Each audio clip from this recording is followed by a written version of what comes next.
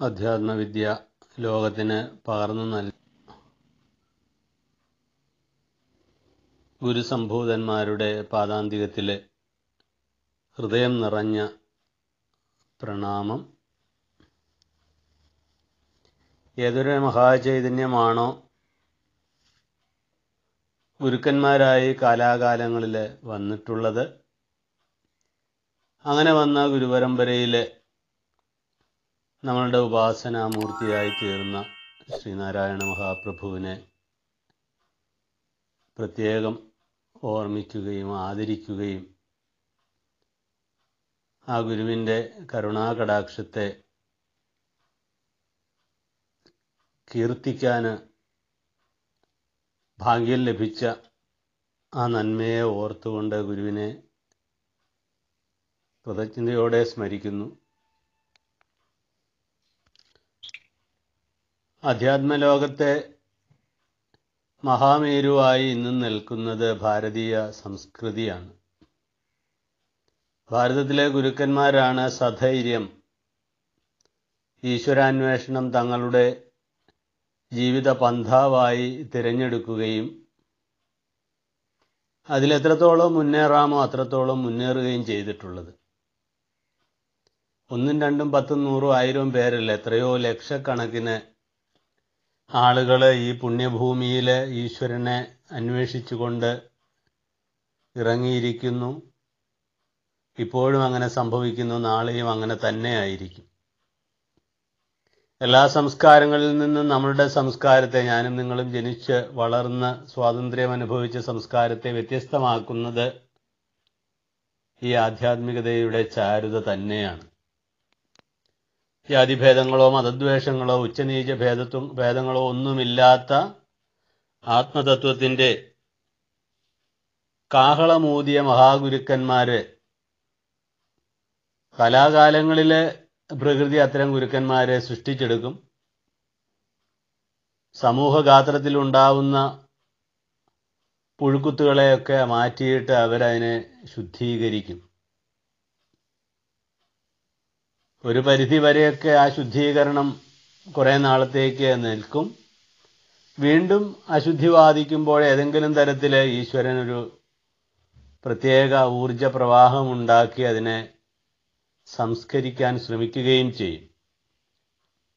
ഇങ്ങനെ കലാകാലങ്ങളിലെ എത്രയോ ഗുരുക്കന്മാര്, എത്രയോ മുനിമാര്, ഋഷിമാര് ഈ അജനാഭത്തിലെ ഭാരതവർഷത്തില് ഉണ്ടായി വന്നിട്ടുണ്ട്.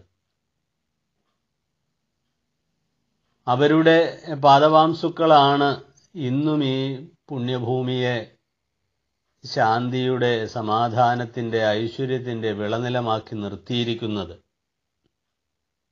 കുറച്ചൊക്കെ അശാന്തി വരില്ലെന്ന് ചോദിച്ചാൽ അത് കാലദേശങ്ങളുടെ പ്രത്യേകത കൊണ്ടും മനുഷ്യരിലെ രജോ ഗുണത്തിൻ്റെയും തമോ ഗുണത്തിൻ്റെയും ആധിക്യം കൊണ്ടും ഒക്കെ സംഭവിക്കാം.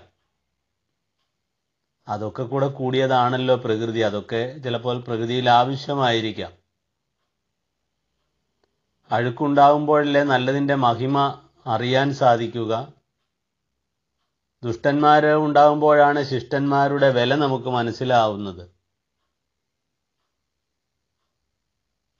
അപ്പൊ ഇതൊക്കെ ഈ പ്രകൃതിയിൽ ആവശ്യമായിരിക്കാം. അതുകൊണ്ടായിരിക്കാം ജഗതീശ്വരൻ മായാരൂപേണ വന്ന ഇതുമൊക്കെ ചെയ്യിക്കുന്നതെന്ന് നമുക്ക് സമാധാനിക്കാം.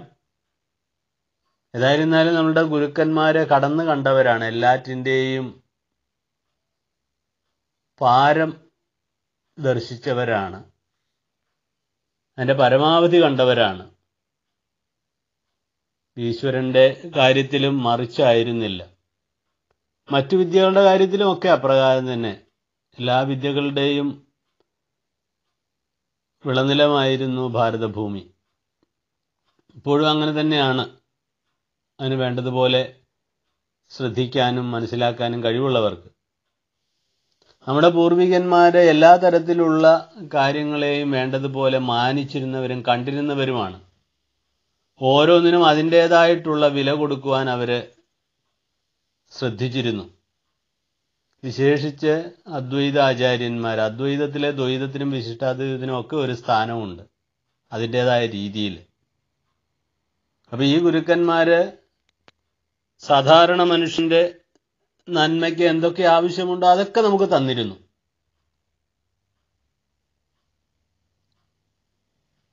സാമൂഹിക തലത്തിലുള്ള മൂല്യങ്ങളെയും അവര് വേണ്ടതുപോലെ അംഗീകരിച്ചിരുന്നു. പഞ്ചമഹായജ്ഞങ്ങൾ നടത്തണം.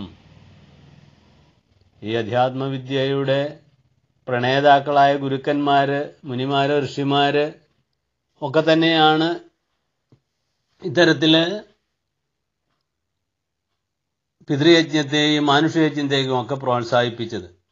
അതുകൊണ്ട് ചില ദിവസങ്ങൾ ചില പ്രത്യേക കാര്യങ്ങൾക്ക് വേണ്ടി മാറ്റിവെക്കണമെന്ന് തന്നെ അവര് അനുശാസിച്ചിരുന്നു. അങ്ങനെ ആണ് ഓരോന്നിനും പ്രാധാന്യം കൊടുത്തുകൊണ്ട് ചില ദിവസങ്ങൾ പ്രത്യേകമായിട്ട് വന്നത്. വിഷു, പ്രകൃതിയെ ഏറ്റവും അധികം സ്നേഹിക്കുന്ന ആളുകൾക്ക് ആ തരത്തില് പ്രകൃതിയെ കണ്ട് വന്ദിക്കുന്നതിനു വേണ്ടി വിഷു സംക്രമം ഉണ്ടാക്കി, വിഷു എന്ന ആഘോഷം ഉണ്ടാക്കി ആ ദിവസം ആ തരത്തില് പ്രകൃതിയെ ആരാധിക്കുന്നതിനു വേണ്ടി മാറ്റിവെക്കണമെന്ന് നമ്മളെ അറിഞ്ഞോ അറിയാതെയോ പഠിപ്പിച്ചു. നമുക്ക് ജന്മം തന്നവരായിട്ടുള്ള പിതാക്കന്മാരെ, പൂർവ്വപിതാക്കന്മാരെ കൃതജ്ഞതയോടുകൂടി സ്മരിക്കുന്നതിനു വേണ്ടി കർക്കിടകത്തിലെ കറുത്തവാവ് മാറ്റിവെക്കാൻ വേണ്ടി അത് പിതാക്കന്മാർക്കുള്ള ഒരു ദിവസമായിട്ട് പരിഗണിച്ചിരിക്കുന്നു. ഇങ്ങനെ പലതിനുമുണ്ട്. ശിവരാത്രി, അതേപോലെ എത്രയെത്ര ദിവസങ്ങൾ പ്രത്യേക കാര്യങ്ങൾക്ക് വേണ്ടി മാറ്റിവെച്ചിരിക്കുന്നു. ഇങ്ങനെ നമുക്ക് അധ്യാത്മവിദ്യ പകർന്നു തന്ന മഹാഗുരുക്കന്മാരെ, മുനിമാരെ, ഋഷിമാരെ വന്ദിക്കുന്നതിന് വേണ്ടി മാറ്റിവെച്ചിട്ടുള്ള ദിവസമാണ് ഗുരുപൂർണിമ എന്ന് പറയുന്നത്. അത് ആഷാഢമാസത്തിലെ വെളുത്തവാവ് ദിവസമാണ് ഈ ഗുരുപൂർണിമ ആഘോഷിക്കുന്നത്. ആഷാഢമാസം എന്ന് പറഞ്ഞാൽ മലയാളത്തിൻ്റെ രീതിയിൽ പറയുമ്പോൾ കർക്കിടക മാസം. കർക്കിടക മാസത്തിലെ വെളുത്തവാവിൻ്റെ അന്ന് ഗുരുപൂർണിമയാണ് എന്ന്, അതായത് ഗുരുക്കന്മാരെ വന്ദിക്കാനും അവരെ ആദരിക്കാനും അവരിൽ നിന്ന് ആധ്യാത്മിക ഊർജം കരഗതമാക്കുവാനും വർദ്ധിത വീര്യത്തോടുകൂടി നേടുവാനും വേണ്ടി ഒരു ദിവസം മാറ്റിവെച്ചിരിക്കുകയാണ് ഈ പൂർണിമയിലെ, കർക്കിടക മാസത്തിലെ ആഷാഢമാസത്തിലെ പൂർണ്ണചന്ദ്രനുള്ള വെളുത്തവാവിൻ്റെ അന്ന്. ഇത് അധ്യാത്മ മാർഗത്തിൽ സഞ്ചരിക്കുന്ന ആളുകൾ വളരെ ഭവ്യതയോടുകൂടി കാണുന്ന ദിവസം കൂടിയാണ്. മലയാളികൾക്ക് ഇതത്ര പരിചിതമല്ല, എന്നാലും നമ്മൾ പരിചയപ്പെട്ടേ പറ്റൂ. നമ്മളൊക്കെ ആ മാർഗത്തിൽ സഞ്ചരിക്കുന്നവരായതുകൊണ്ട് തീർച്ചയായിട്ടും ഈ ദിവസത്തിൻ്റെ മാഹാത്മ്യത്തെ അറിയുവാനും ഉൾക്കൊള്ളുവാനും അതിൻ്റെ മൂല്യം വേണ്ടതുപോലെ മനസ്സിലാക്കുവാനും സാധിക്കണം. നമുക്കൊക്കെ ഈ ബ്രഹ്മവിദ്യ അല്ലെ അധ്യാത്മവിദ്യയുടെ ഊർജം കിട്ടാനൊരു സ്രോതസ്സുണ്ട്, അത് ഈ ഋഷിമാരാണ്. അതുകൊണ്ടാണ് നമ്മൾ പ്രാർത്ഥനയൊക്കെ ചൊല്ലുമ്പോൾ, അധ്യാത്മവിദ്യ പഠിക്കുമ്പോൾ ഗുരുക്കന്മാരെ വന്ദിക്കുന്ന ഒരു ശ്ലോകം ചൊല്ലാറുണ്ട്, ഒരു പ്രാർത്ഥന നടത്താറുണ്ട്. അതിങ്ങനെയാണ്: നാരായണം പത്മഭുവം വസിഷ്ഠം ശക്തിം ച തത്പുത്ര പരാശരം ച വ്യാസം ശുഗം ഗൗഡപദം മഹാന്തം ഗോവിന്ദ യോഗീന്ദ്രമധാസ്യ ശിഷ്യം ശ്രീ ശങ്കരാചാര്യമധാസ്യ പത്മപാദം ച ഹസ്താമലകം ച ശിഷ്യം തം തോടകം വാർത്തികകാരമന്യാൻ അസ്മദ്ഗുരൂൻ സന്തതമാനതോസ്മി. നാരായണനിൽ, മഹാവിഷ്ണുവിൽ തുടങ്ങി ബ്രഹ്മാവിൽ കൂടി നാരായണം, പത്മഭുവം ബ്രഹ്മാവ്, വസിഷ്ഠ മഹർഷി, അദ്ദേഹത്തിൻ്റെ പുത്രനായ പരാശരൻ, തത്പുത്ര പരാശരൻ ച, പിന്നെ വ്യാസൻ, വ്യാസപുത്രനായ ശുഗൻ, ഗൗഡപാദൻ, ശങ്കരാചാര്യരുടെ ഗുരുവിൻ്റെ ഗുരുവായിട്ടുള്ള ഗൗഡപാദൻ, ഗൗഡപാദൻ ച ഹസ്താമലകൻ, ശങ്കരാചാര്യരുടെ കൂട്ടത്തിലുണ്ടായിരുന്ന ശങ്കരാചാര്യൻ വധിക്കുന്നു. പിന്നെ ഹസ്താമലകൻ ച ശിഷ്യം തം തോടകം, തോടകാചാര്യൻ, അദ്ദേഹം വാർത്തികകാരൻ കൂടിയായിരുന്നു, വാർത്തികകാരമന്യാൻ. ഇങ്ങനെയുള്ള ആ ഗുരുപരമ്പരയിലെ, ബുദ്ധനിലും ശങ്കരനിൽ കൂടി ഒഴുകി വന്ന ആ ബുദ്ധപരമ്പരയിലെ, ആ മുനിപരമ്പരയിലെ, ഗുരുപരമ്പരയിലെ എൻ്റെ ഗുരുവിൽ വന്ന് അവസാനിക്കുന്ന ഗുരുപരമ്പരയെ ഞാൻ കൃതജ്ഞതയോടുകൂടി പ്രണാമം ചെയ്യുന്നു എന്നാണ് ആ ശ്ലോകത്തിൻ്റെ താത്പര്യം.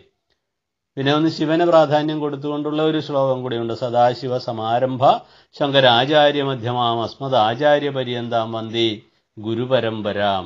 ഇങ്ങനെ ഒരു ഗുരുപരമ്പര സദാശിവനിൽ തുടങ്ങി ശിവനിൽ തുടങ്ങി പരമശിവനിൽ തുടങ്ങി ശങ്കരാചാര്യരിൽ കൂടി ഒഴുകി വന്ന് എൻ്റെ ഈയുള്ളവൻ്റെ ഉപാസനാമൂർത്തിയായ ഗുരുവിൽ വന്ന് അവസാനിക്കുന്ന ഗുരുപരമ്പരയെ നിറഞ്ഞ ഹൃദയത്തോടുകൂടി പ്രണമിക്കുന്നു എന്ന് വന്ദിക്കുന്ന ഒരു ശ്ലോകം കൂടിയുണ്ട്. പിന്നെ ഗുരുഭക്തന്മാർ ചൊല്ലാറുള്ള ഒരു വന്ദനം ഗുരു പരമ്പരയിലെ ശ്രീനാരായണ ഗുരുദേവനിലെ തുടങ്ങി ശിവലിംഗസ്വാമിയിൽ കൂടി ബോധാനന്ദ പര്യന്തം വന്നു നിന്ന ഗുരുക്കന്മാരെയും നമസ്കരിക്കുന്നു. അങ്ങനെ ഓരോരുത്തർക്കും അവരുടേതായിട്ടുള്ള ഗുരുപരമ്പരാ വന്ദനങ്ങളും സൃഷ്ടിച്ചെടുക്കാം. അപ്പം ഈ ദിവസം, ഈ ഗുരുപൂർണിമ എന്ന് പറയുന്ന ദിവസം ഈ ഗുരുക്കന്മാർ തന്ന ഊർജമാണ് നമുക്ക് അധ്യാത്മ വിദ്യയായിട്ട് പകർന്നു വരുന്നത്. അപ്പോൾ അവർ ഏറ്റവും ഭംഗിയായിട്ട് ഇത് പറഞ്ഞിരിക്കുകയാണ്. ഈ തരത്തിലാണ് ഗുരുക്കന്മാരുടെ കാരുണ്യം ലോകത്തിലേക്ക് വഴിഞ്ഞൊഴുകിയത്. അപ്പോൾ ആ കാരുണ്യത്തിൻ്റെ തികവിലാണ് നമ്മളും ഈ ഗുരുവിജ്ഞാനീയം ഇങ്ങനെ പറയുകയും കേൾക്കുകയും ചെയ്യുന്നത്. അപ്പോൾ അവരാരൊക്കെ തന്നാണ് നമുക്ക് ഉപാസനാമൂർത്തിയായിട്ട് ഗുരു നിൽക്കുമ്പോഴും മറ്റുള്ള ഗുരുക്കന്മാരെ കൂടെ നമ്മൾ നമിക്കണം. വേദവും ഉപനിഷത്തുമൊക്കെ എഴുതപ്പെട്ടത് കൊണ്ടാണ് ഗുരുവിനത് പഠിക്കാൻ സാധിച്ചത്. ഗുരുവിൽ ആ ഒരു മാർഗത്തിൽ കൂടി സഞ്ചരിച്ച് ഈശ്വര സാക്ഷാത്കാരം കിട്ടി ഗുരുസംബോധനായി ആ കണ്ണിയിലെ അത്യുജ്വലമായ നക്ഷത്രമായിട്ട് തീർന്നത് ഒക്കെ അതിൻ്റെ മുൻപിലുള്ള ഗുരുക്കന്മാരുടെ കാരുണ്യം കൊണ്ടാണ്. അങ്ങനെ ആ ഗുരുപരമ്പരയിൽ വന്നു ചേർന്ന ഗുരുക്കന്മാരെയൊക്കെ സ്മരിക്കണം. ഈ ദിവസം വ്യാസജയന്തിയായിട്ടുകൂടിയാണ് ആഘോഷിക്കുന്നത്. വ്യാസൻ ജനിച്ച ദിവസമായിട്ട് വ്യാസജയന്തി എന്നാണ് പറയുന്നത്. വ്യാസോച്ഛിഷ്ടം ജഗത് സർവം എന്ന് ഒരു ചൊല്ലുണ്ട്. വ്യാസനിൽ നിന്ന് പോന്നതാണ് അറിവുകൾ മുഴുവൻ. അതുകൊണ്ട് വ്യാസന്റെ ഉച്ഛിഷ്ടമാണ് ഏതൊക്കെ അറിവുണ്ടെങ്കിലും. അതുകൊണ്ട് ആ വ്യാസൻ എന്ന് പറയുന്ന ആ ഒരു തത്വത്തെ നമസ്കരിക്കാനുള്ള ഒരു സന്ദർഭം കൂടിയായിട്ട് ഇതിനെ ഉപയോഗിക്കേണ്ടിയിരിക്കുന്നു. അപ്പോൾ വ്യാസന്റെ കാരുണ്യം എന്ന് പറഞ്ഞാൽ അപാരമായിരുന്നു. വേദങ്ങളെ വസിച്ചു, ഇതിഹാസ പുരാണങ്ങളൊക്കെ വേണ്ടതുപോലെ അടുക്കിപ്പെറുക്കി തന്ന ആ വ്യാസനെ സ്മരിക്കുന്നതിനും കൂടി ഈ ദിവസം ഉപയോഗിക്കണം. നമ്മുടെ ഉപാസനാമൂർത്തിയായ ശ്രീനാരായണ ഗുരുവിൽ നിന്ന് ഏറ്റവും നന്നായിട്ട് ഊർജം സ്വീകരിച്ചു വരുന്ന ഒരു ചെറിയ കൂട്ടായ്മയാണ് ഗുരുനാരായണ സേവാനികേതൻ. സേവാനികേതൻ എല്ലാ വർഷവും ഈ ഗുരുപൂർണിമ അതിൻ്റെ അർത്ഥത്തോടുകൂടി ശരിയായ മിഴിവോടുകൂടി ആചരിക്കാറുണ്ട്. ഇപ്പോൾ ഗുരുവിൽ നിന്ന് നമുക്ക് കിട്ടുന്ന ഈ ആധ്യാത്മിക മൂല്യങ്ങൾ അതിൻ്റെ കാരുണ്യത്തിനാണ് ഇന്ന് നമ്മളിതൊക്കെ പറയുവാനും കേൾക്കുവാനും ഒത്തുകൂടുവാനും ഒക്കെ സാധിച്ചിട്ടുള്ളത്. അതുകൊണ്ട് ആ ഗുരുവിൻ്റെ കാരുണ്യം ഒന്നുകൂടി ശക്തിയായിട്ട് നമ്മളിലേക്ക് വരുന്നതിന് വേണ്ടി ധർമ്മപ്രചാരകരായിട്ടുള്ളവരും അതുപോലെ ഈ ഗുരുവിജ്ഞാനീയത്തിലെ ഒത്തുചേർന്നിരിക്കുന്ന നമ്മുടെ സഹപ്രവർത്തകരും എല്ലാവരും കൂടി ഒരുമിച്ച് ഈ വർഷത്തെ ഗുരുപൂർണിമ ദിവസമായിട്ടുള്ള ജൂലൈ 16 ചൊവ്വാഴ്ച കോട്ടയത്തിന് മെഡിക്കൽ കോളേജിന് സമീപമുള്ള ഗുരുനാരായണ സേവാനികേതൻ്റെ ആസ്ഥാനത്തിന് സമീപമുള്ള KBM ഓഡിറ്റോറിയത്തിൽ വെച്ച് രാവിലെ 9:30 മുതൽ ഉച്ചയ്ക്ക് 1 മണി വരെ സത്സംഗവും അതുപോലെ ഗുരുപൂജ, ശാന്തിഹവനം, സമൂഹ പ്രാർത്ഥന, ഗുരുപരമ്പരാവന്ദനം, ശ്രീ ഗുരുഗീതയുടെ പ്രവചനം. ശ്രീ ഗുരുഗീത എന്ന് പറയുന്ന ഒരു പുണ്യപുസ്തകമുണ്ട്. ഗുരുവിൻ്റെ മാഹാത്മ്യം നന്നായിട്ട് വിവരിക്കുന്ന 252 ശ്ലോകങ്ങളുള്ള ഒരു കൃതിയാണ്. പണ്ട് രചിക്കപ്പെട്ടതാണ്. ആ പുസ്തകത്തിലെ കുറേ ശ്ലോകങ്ങളുടെ ഒരു അർത്ഥവിചാരം, പ്രസാദ വിതരണം, മംഗളാരതി ഇതെല്ലാം കൂടി നടത്തുകയാണ്. നമുക്ക് ഒരുമിച്ചിരുന്ന് നമ്മളുടെ കാണപ്പെട്ട ദൈവമായ ശ്രീനാരായണ ഗുരുദേവനിൻ്റെ കാരുണ്യം വേണ്ടതുപോലെ സ്വീകരിക്കുന്നതിനും ആ ഗുരുമൂർത്തിയെ വേണ്ടതുപോലെ ശരണം പ്രാപിക്കുന്നതിനും ഒരുമിച്ചിരുന്ന് കുറച്ചു നേരം ആ ഗുരുവിനെ വന്ദിക്കുന്നതിനും പാരായണം ചെയ്യുന്നതിനും ഒക്കെയായിട്ടുള്ള ഒരു നല്ല മുഹൂർത്തമായിട്ട് ഇതിനെ കണ്ട് എല്ലാ ജിജ്ഞാസുക്കളെയും ഈ പാവനമായ യജ്ഞത്തിലേക്ക് സ്വാഗതം ചെയ്യുകയാണ്. കോട്ടയം മെഡിക്കൽ കോളേജിന് സമീപമുള്ള KBM ഓഡിറ്റോറിയത്തിലാണ് ഈ പ്രോഗ്രാം സംഘടിപ്പിച്ചിരിക്കുന്നത്. എല്ലാ ജിജ്ഞാസുക്കളെയും ഗുരുനാമത്തിൽ സ്വാഗതം ചെയ്യുന്നു. നന്ദി.